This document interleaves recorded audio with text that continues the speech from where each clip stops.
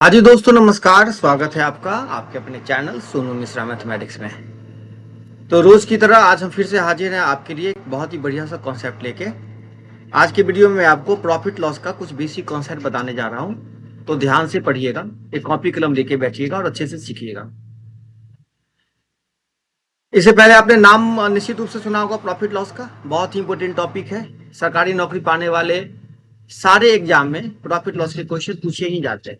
ठीक है, किसी में थोड़ा ज्यादा टफ क्वेश्चन, किसी में आसान क्वेश्चन, लेकिन पूछे ही जाते हैं प्रॉफिट लॉस के क्वेश्चन। तो प्रॉफिट लॉस का बहुत ही बेसिक कॉन्सेप्ट पे आधारित आज मैं आपको सवाल बताने जा रहा हूँ, तो लगातार बने रहिएगा और सीखिएगा। देखिए, आपने बचपन से ही एक बात सीखा होगा, सीपी होता है कॉस्ट प्राइस, जितने में वस्तु खरीदी जाती है, और एसपी होता है सेलिंग प्राइस, जितने में वस्तु बेची जाती है, और एमपी होता है मार्क प्राइस। एमपी होता है मार्क प्राइस, जितना वस्तु का दाम अंकित किया जाता है। जैसे मान लीजिए किसी वस्तु का दाम 200 रुपया रखा गया है, उसको बेचा गया है 150 में, लेकिन वो खरीदा गया था 100 रुपया में। ठीक है, 100 रुपया में दुकानदार खरीदा, 200 रुपया उसका दाम चिपका दिया और 150 में उसको बेच दिया, तो 100 रुपया हो गया सीपी, है ना। एमपी हो गया 200 रुपया और सेलिंग प्राइस हो गया 150 रुपया। ठीक है, तो ये बहुत बेसिक बात है, बच्चा बच्चा ये बात जानता है। तो ज्यादा वक्त इसमें मैं आपका नहीं लूंगा, मैं काम की बातें करता हूँ। काम की बातें क्या है, जरा ध्यान से सुनिएगा, बहुत इंपॉर्टेंट बात है। देखिए, कोई भी दुकानदार जितने में भी कोई वस्तु खरीदता है, जितने में भी, ठीक है, वो 2 रुपया में खरीदे, 5 रुपया में खरीदे, 10 रुपया में खरीदे, 20 रुपया में खरीदे, ठीक है, जितने में भी खरीदेगा, तो वो पैसा 100% होता है। ठीक है, उसको हमेशा क्या मानिए, 100%। ठीक है, अगर आपको 5% प्रॉफिट चाहिए, आपको मतलब दुकानदार को, ठीक है, तो उस वस्तु को बेचेगा 105% पे। कितना में बेचेगा, 105%। अगर उसको 20% प्रॉफिट चाहिए, तो वो बेचेगा उस वस्तु को 120% पे। अगर 10% का उसको लॉस चाहिए, ठीक है, तो वो बेचेगा उसको 90% पे। बस यही कॉन्सेप्ट है और कुछ नहीं है। बहुत ही बेसिक बातें हैं, लेकिन बहुत इंपॉर्टेंट है।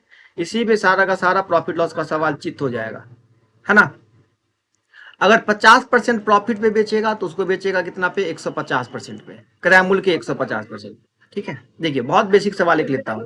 कहता है कि एक दुकानदार एक वस्तु खरीदता है 500 रुपया, ठीक है, और वो प्रॉफिट कमाना चाहता है 20%।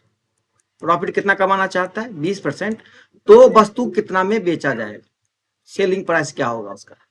500 में खरीदा, प्रॉफिट चाहिए उसको 20% का, तो उसको कितना में वो बेचेगा। तो ज्यादा आपको फॉर्मूला याद नहीं रखना है, फॉर्मूला सोचने का भी जरूरत नहीं है। ठीक है, आपको केवल ये सोचना है, अच्छा कितने में बेचेगा, सेलिंग प्राइस निकालना है, विक्रय मूल्य निकालना है। मतलब है कि 500 में खरीदा, 20% प्रॉफिट चाहिए, मतलब हम इसको 120% में बेचेंगे, तो इसका 120% निकाल देना है।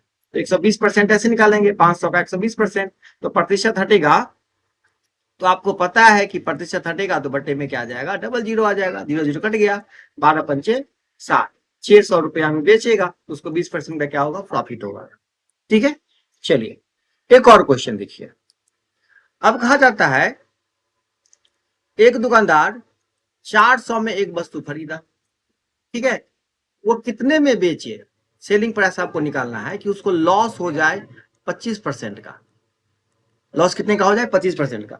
तो आप कहिएगा कोई बात नहीं, सेलिंग प्राइस निकालना है, हमको लॉस चाहिए 25% का, तो हम इसको क्या करेंगे, 25% लॉस मतलब 75% पे बेचेंगे। ठीक है, 75/100, कट गया कट गया कट गया कट गया। आप 75 को 4 से गुना करिएगा तो आएगा 300। 300 में अगर बेचा जाए तो क्या होगा, 25% का लॉस होगा। चलिए, अब यहाँ पे सीपी दे रखा था तो एसपी मैंने निकाला। अब देखिए, अगर एसपी दे रखा है कि किसी वस्तु को बेचा गया है, मान के चलिए 1200 रुपया में, 1200 में बेचा गया, एसपी सेलिंग प्राइस दे रखा है। 1200 में बेचने पे क्या हुआ है, प्रॉफिट हुआ है। प्रॉफिट हुआ है मान के चलिए 20% का। ठीक है, तो उस वस्तु का दाम कितना है, वो कितने में खरीदा गया, सीपी यहां पूछ रहा है। और सवाल उल्टा हो गया, पहले क्वेश्चन में सीपी दे रखा था तो एसपी पूछ रहा था, इस क्वेश्चन में एसपी दे रखा है, सीपी पूछ रहा है। आपको बस इतना सोचना है कि दुकानदार 20% प्रॉफिट लेके ना हमको दिया है, तो कितना में दिया है? 1200। तो 20% प्रॉफिट लेके दिया है, इसका मतलब वो आपको 120% में दिया है।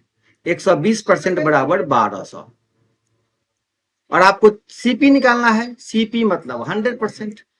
ठीक है, तो 120% बराबर 1200, तो 1% बराबर 1200 बट्टा 120। ठीक है, और आपको 100% निकालना है तो फिर 100 से मल्टीप्लाई कर देंगे।